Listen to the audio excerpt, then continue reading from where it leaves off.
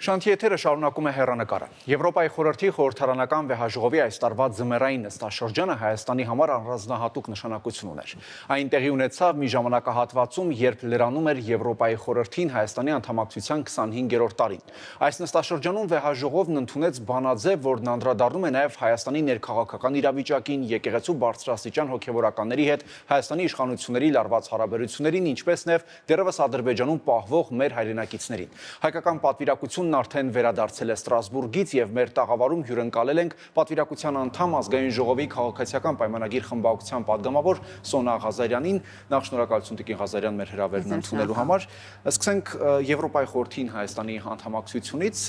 Ինչպիսի նշանակություն է ունեցել այս քառորդ դարը Հայաստանի համար, թե արտաքին եւ թե ներքին քաղաքական զարգացումների վրա։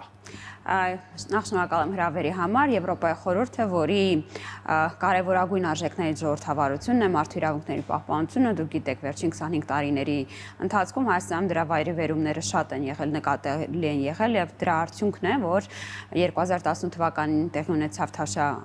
հեղափոխությունը, որովհետեւ թերևս Եվրոպայի խորհրդի խորհրդանական վեհաժողովը այն կառույցն էր, որը թիրախային արձագանքում էր թե մարտի 1-ի դեպքերին, դուք գիտեք, որ հետագա խորհուրդը վեհաժողովն ընդունեց բանաձև, որտեղ հիշատակվում են քաղբանտարկյալները եւ իդեպ Հայաստանի դեպքերն էին, որ քաղբանտարկյալի բացվածքը իրավական առումով տվեց բանաձևերից մեկով, որով հստակեցվեց, թե ով է քաղբանտարկյալ, եւ այս ընթացքում նրանք մշտապես մոնիտորինգ էին ենթարկում Հայաստանի Հանրապետությունը, պարբերաբար խիստ զեկույցներով հանդես գալիս եւ իհարկե խորհրդարանը վեհաժողովը բարձր է գնահատել հեղափոխությունը, որը թավշա էր, ոչ բռնի, եւ դրա արդյունքում նկատելի է քանի բանաձևերով այն առաջընթացը, որը գրանցել է Հայաստանի Հանրապետությունը։ Այս առումով այս տարին շատ նշանակալից էր, գիտեք, ուրեմն աշնանային նստաշրջանն այնտեղ էր վարչապետը ելույթով հանդես եկավ, պատասխանեց վեհաժողովի անդամներին հետաքրքրող հարցերին, հիմա արտաքին գործերի նախարարը, ով կրկին պատասխանեց եւ իր ելույթով անդրադարձավ Հայաստանի համար նշանակալի ձեռքբերումների վերաբերյալ հարցերին, ինչպես նաև այս ընթացքում ոչ նիստերի ժամանակ այնտեղ էր Տիկին Գալյանը, արդարադատության նախարարը, Տիկին Անդրեասյանը, առողջապահության նախարարը, այսինքն կառույցը մշտապես կապի մեջ է Հայաստանի Հանրապետության տարբեր կառույցների եւ դրանց ղեկավարների հետ եւ շատ լավ նկատում եւ զգում է այն, ինչ տեղի ունենում Հայաստանի Հանրապետությունում։ Այ օրինակ նման կառույցները, որոնք չունեն իրենց կայացրած որոշումները պարտադիր ուժ չեն ունենում։ Այդ դեպքում որքանով է կարևորվում նրանց դերը, թե Հայաստանի արտաքին եւ թե ներքին քաղաքական հարցերում։ Սա շատ տարածված հարց է, որովհետեւ չի ստվերում դերը, որովհետեւ քաղաքացիները իմ հետ շփման ընթացքում ես հաճախ եմ նկատել, որ հենց այս հարցն են տալիս. արդյոք կարող է պատժամիջոցներ սահմանել, օրինակ, որոշ երկրների նկատմամբ կարող է ինչ-որ մեխանիզմներ գործարկել, պարտադրելու իր որոշումները կայացնելու ուրեմն հիմքեր ունենալու համար։ Բայց այստեղ շատ կարևոր է, որ խորհրդարանական վեհաժողովը, ինչպես աշխարհի բոլոր խորհրդարանները,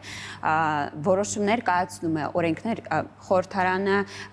բանաձևեր ընդունում է, որոնք իրապես պարտադիր նորմատիվ ուժ չունեն, սակայն set-up են անում, այսպես ձևավորում են քաղաքական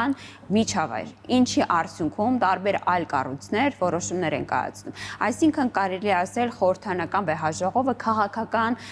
տրամադրություն ձևավորող կառույց է, այո, եւ որին հիմք անելով շատ տարբեր, օրինակ, արդեն եթե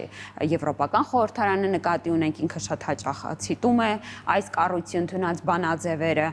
գործադիր մարմինները ԵՄ-ի հենց նույն ցիտում են այս որոշումները կայացնում են ազգային խորհրդանի ներկայացուցիչները։ Ուրեմն ինչ է սա նշանակում։ Եթե Իսպանիայի ենթադրենք պատվիրակը բանաձևին կողմ է քվեարկում, նա վերադառնում է իր երկիր եւ իր ազգային խորհրդարանում այս օրակարգը կարող է տանել եւ այսպիսով ձևավորել նաեւ օրակարգ Իսպանիայի ներսում գործադիրի համար որոշ որոշումներ կատարելու համար, եթե Հայաստանի մասին է, խոսքը։ Եվ այս իմաստով շատ կարեւոր է, որ ԵԽԽՎ-ում ընդունված բանաձևերը այո պարտադիր իրավական ուժ չունեն, բայց ունեն այն կարեւորագույն առաքելությունը քաղաքական տրամադրություն ստեղծելու կառույցի ներսում, կառույցից դուրս ազգային խորհրդարաններում։ Այս նստաշրջանում ընդունվեց մի բանաձև, այսինքն զեկույց ներկայացվեց, որը բավականին լայն քննարկվեց, այդ զեկույցում անդրադարձ կար նաև Հայաստանի մի քանի կետով, կետ առ կետ անդրադառնանք դրան, այդ զեկույցում անդրադարձ կար նաև Հայաստանի վարչապետի եւ կաթողիկոսի միջև լարվածությանը, որի հետ կապված ԵԽԽՎ-ն արտահայտել է իր խորը մտահոգությունը, ինչ կարող է սա նշանակել։ Շատ լավ, ուրեմն այո, եկեք սկզբից գնանք, որպեսզի մեր քաղաքացիների համար հասկանալի լինի։ Քվեարկության է դրվել Progress Report կոչվող, առաջընթացի զեկույց։ Սա ամեն նստաշրջանում քննարկվում է թե անդամ պետությունում ինչ առաջընթաց եւ առհասարակ գործընթաց կա։ Եվ սա այս ձևակերպումը քվեարկվել է ԵԽԽՎ-ի կողմից։ Սա նշանակում է, որ զեկուցողները, այն մարդիկ հարտուղարությունը, ովքեր պատրաստում են քաղաքական գործիչների հետ զեկույցը, նկատում են, որ կոնֆլիկտը եկեղեցու հետ չէ։ Սա ամենակարևոր ձևակերպումն է այ եկեղեցու մի քանի ներկայացուցիչների հետ եւ այնտեղ շարունակություն կա, որ դատապարտում են ներքաղաքական օրակարգերով զբաղվելը։ Այսինքն նրանք նկատում են հստակ եկեղեցու մասնակցությունը ներքաղաքական օրակարգերի եւ գիտեք, այս կառույցը ունի շատ ուժեղ ինստիտուցիոնալ հիշողություն։ Եթե անգամ որոշ անդիմադիր գործիչներ փորձում են ձևացնել, որ այս ձևակերպումներն արվում են ի նպաստ իշխանությունների, ոչ, այս ձևակերպումները արվում են հստակ հիմք ընդունելով փաստերը եւ ունենալով այն ինստիտուցիոնալ հիշողությունը, որը ոչ միայն նախորդ տարիներ է վերաբերում, այլ վերաբերում է Հայաստանի անկախությունից ի վեր եւ անդամակցությունից ի վեր բոլոր Հայաստանում տեղի ունեցած գործընթացներին։ Նույն ձեր ընդդիմադիր գործընկերների ուղղությամբ շատ այսպես իրենց համակիրներից կարծես թե մեղադրանքներ կա, դուք չէի կարողանում այնպես անել, որ օրինակ զեկույցում սա տեղ չգտներ եւ այլն եւ այլն։ Այսինքն այդ մեղադրանքները ուղղված էր նաեւ, այսինքն հնարավոր է այնտեղ պատվիրակների կողմից այնպես արվի, որ սա դուրս գա այդ զեկույցներից։ Շատ կարևոր է նկատել, որ որոշ անդիմախոսների բողոքը վկայություն է առ այն, որ զեկույցը հաջողված է եւ ի նպաստ Հայաստանի է։ Ինչու եմ այսպես ասում, որովհետեւ ընդդիմության որոշ գործիչներ աչքի են ընկնում վառ հակապետական գործունեությամբ։ Այս զեկույցում փաստահեն դեպքեր են նկարագրված հստակ իրենց աչքի տակ ունենալով թե դատավճիռներ, թե հանրային կատարված հայտարարություններ։ Անկամ խորը մտահոգություն են հայտնում, այսպես նաև եկեղեցու մի քանի հոգևորականների կողմից իշխանությունը զավթելու փորձի մասին հաղորդումների կապակցությամբ։ Սրանք ինչ ուղերձներ են, այսինքն փոխանցում։ Սրանք հստակ ուղերձներ են, որ ԵԽԽՎ-ն կանգնած է Հայաստանի ժողովրդավարության կողքին եւ չի հանդուրժում, հաշվի առնելով նաեւ այլ երկրների օրինակ, եւ որ այլ երկրներից փորձում են հարձակում գործել մեր ժողովրդավարության վրա, սա նկատում է ԵԽԽՎ-ն եւ մտահոգություն է հայտնում եւ շատ կարեւոր էր Արարատ Միրզոյանի ուղերձը առ այն, որ մեր քաղաքացիները կարողանում են տարբերակել սուտը, կեղծիքը իրականությունից եւ ժողովրդավարությունը ավտորիտար նկրտումներ ունեցող քաղաքական ուժերին եւ չի հանուրժելու նրանց վերադարձը։ Ես կարծում եմ այս նախադասությունը բավարար լավ նկատում է, թե ինչ է տեղ ունենում Հայաստանում եւ բավական լավ ուղերձ է մեր քաղաքացիների համար։ Իսկ եթե մեկ այլ կողմից մոտենանք Տիկին Ղազարյան այս հարցին, սա չի կարող օրինակ ազդել Հայաստանի վարկի վրա, միջազգային ընկալման վրա, երբ որ ԵԽԽՎ-ի նման կառույցի զեկույցներում նման արձանագրումներ են արվում։ Ես կարծում եմ, որ ԵԽԽՎ-ի մի քանի զեկույցներ կարդալիս մենք կարող ենք նկատել, որքան բարձր է գնահատում ԵԽԽՎ-ն Հայաստանում ժողովրդավարական գործընթացները։ Մոնիտորինգի տակ գտնվող պետության բոլոր վերջին զեկույցները խոսում են ժողովրդավարական առաջընթացի մասին, եւ սա իմ քաղաքական մեկնաբանությունը չէ, սա փաստահեն տվյալներ են, որոնք մեր քաղաքացիներին կարող են ստուգել պարզապես ԵԽԽՎ կայք մուտք գործելով։ Եվ ես կարծում եմ, որ ԵԽԽՎ-ն այսպես իզոլացված կառույց չէ, լավ նկատում է, թե ինչ է տեղ ունեն ոչ միայն Հայաստանում, այլ տարբեր երկրներում կարող է նկատել ձեռագրեր, որոնք հատուկ են այլ երրորդ պետությունների, եւ սա ուղերձ է կրկին անգամ մեր քաղաքացիներին, որ ժողովրդավարությունը ամենօրյա խնամքի կարիք ունի։ Այդ նույն զեկույցում մի քանի ներքաղաքական հարցերի եւս անդրադարձ կա, մասնավորապես փաստաթուղթը ափսոսանքի հայտնում քաղաքական բոլոր հակառակորդների կողմից դաշտի չափազանց բևեռացման եւ պիտակավորման համար։ Օրինակ դուք ինչ հետևություններ եք արել այս արձանագրումից։ Նախ շատ կարևոր է, որպեսզի մենք նկատենք, որ Հայաստանի Հանրապետության իշխող մեծամասնությունը շատ հաճախ ստիպված է լինում պիտակավորումներին հակադարձել պիտակավորումներով եւ մենք ձեր տաղավարում մեկ անգամ քննարկել էինք, երբ որ վարչապետը խոսել էր եկեղեցու ոչ բարվոք վիճակից, կհիշեք, երբ որ նկատել էր, որ աղբ կա, շինարարական աղբ կա, նկար էր հրապարակել, դրան եկեղեցու որոշ ներկայացուցիչների արձագանքը չափազանց անձնական էր, չափազանց վիրավորական եւ շատ հաճախ մենք պարզապես ստիպված ենք լինում արձագանքել։ Իհարկե ես կարծում եմ, որ մենք պետք է որպես իշխող մեծամասնություն պահենք այս ավելի զգուշավոր դիրքը այս առումով եւ մենք էլ կհիշենք, որ վարչապետը մի քանի դեպքերով հայտնել է իր ափսոսանքը որոշ բառեր օգտագործելու, այսինքն մենք կարողանում ենք ինքնահայցմամբ զբաղվել, ընդունել քննադատությունը եւ փորձում ենք մաքսիմալ անձնական դաշտից հեռու մնալ եւ կարծում հաջողել ենք այս առումով, բայց այնուամենայնիվ շատ հաճախ ստիպված ենք լինում արձագանքել իրենց հասանելի եւ ընկալելի լեզվով։ Թեև ընտրությունները գնահատվում են որպես ազատ եւ արդար, վեհաժողովը միաժամանակ շեշտում է պետական միջոցների չարաշահման եւ կուսակցությունների ֆինանսավորման ոլորտում կանոնակարգերի կիրառման անհրաժեշտությունները, այնտեղ ընդգծելով, որ Հայաստանում ընտրությունները ազատ եւ թափանցիկ են տեղի ունենում, սրան զուգահեռ նաեւ այս արձանագրումներն է անում, ինչ խնդիրներ է այստեղ տեսնում ԵԽԽՎ-ն։ Մենք լավարկում ենք մեր օրենսդրությունը, հատկապես գիտեք, որ նախորդ նստաշրջանում լավարկեցինք ընտրական օրենսգրքի այն դրույթը, որը վերաբերել էր դիտորդական առաքելություններին։ Մենք նույնպես հայտնում ենք մեր անհանգստությունը առ այն, որ դիտորդական առաքելությունները շատ հաճախ չեն կարողանում մնալ օրենքով սահմանված իրենց լիազորությունների շրջանակում, շատ հաճախ զբաղվում են քաղաքական քարոզչությամբ։ Դրա վառ օրինակ մի քանի դիտորդական հայաքվեն կարող են բերել օրինակ Թաթոյան հիմնադրամը եւ սա մենք փորձում ենք լավարկել մեր օրենսդրությունը, իհարկե աշխատելով մեր միջազգային գործընկերների հետ։ Քաղաքացիական պայմանագիր կուսակցությունը թերևս ամենաթափանցիկն է իր դրամական շարժերի մասով, իր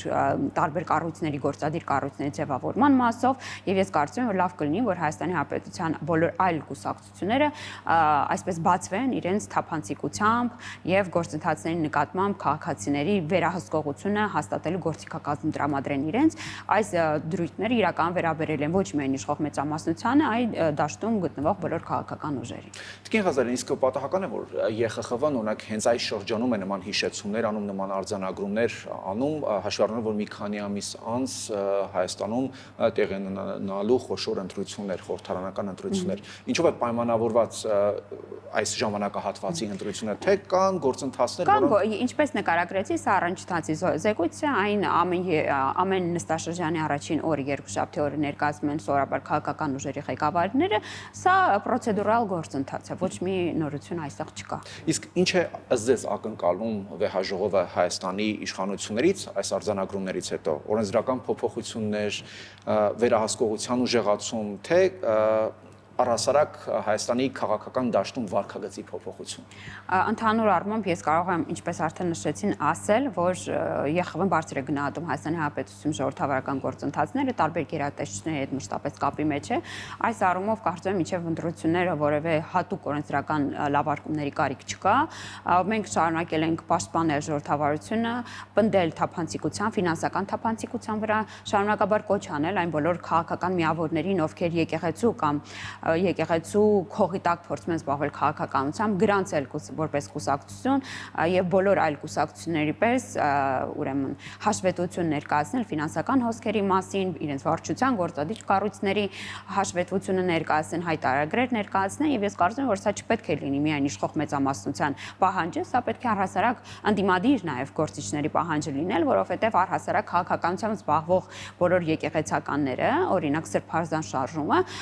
ուներ ֆինանսական դիրքային առավելություն բոլոր այլ կուսակցությունների նկատմամբ, որովհետև այդպես էլ չհայտարարագրեց, թե որտեղից այն ֆինանսները, որով բեմ էին դնում, քարոզ արշավ էին կազմակերպում, սա բավական անհավասար պայմաններ է ստեղծում այլ ընդդիմադիր կուսակցությունների համար եւ անթույլատրել է բոլոր այն կուսակցությունները, որոնք Հայաստանում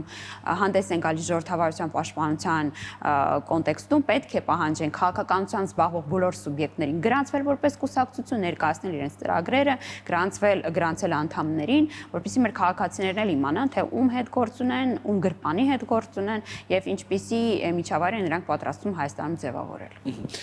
ԵԽԽՎ-ն շարունակում է ուշադրության կենտրոնում պահել նաեւ Ադրբեջանում գտնվող մեր հայրենակիցների վերադարձի հարցը եւ եւս մեկ անգամ իր զեկույցում Ադրբեջանի իշխանություններին կոչ արեց վերադարձնել, բաց թողնել բոլոր պահվող մեր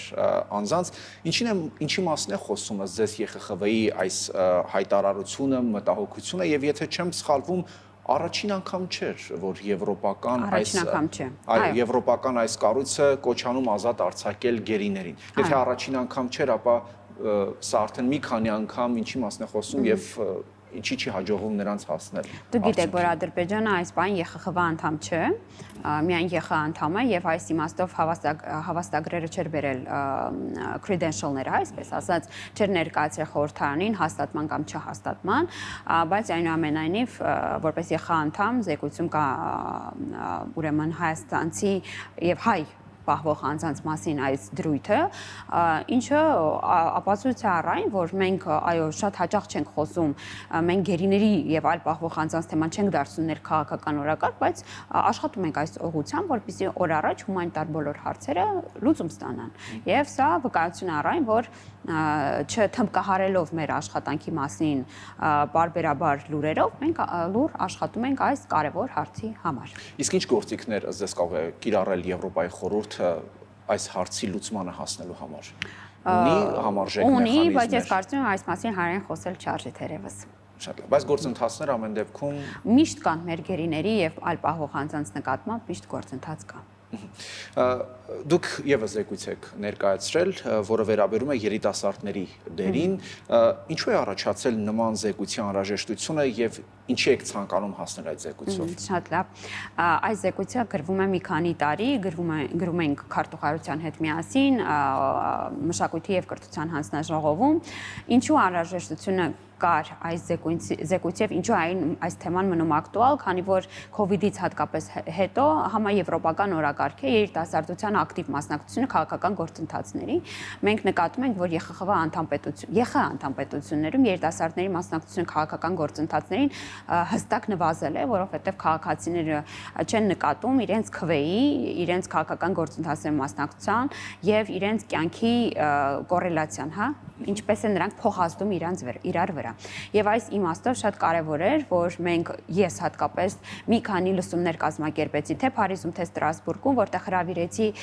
տարբեր անդամ պետությունների երիտասարդական ՀԿ-ների եւ քննարկեցինք խնդիրները, ինչի պատճառով նրանք չեն մասնակցում ակտիվորեն քաղաքական գործընթացներին եւ հնարավոր լուծումները։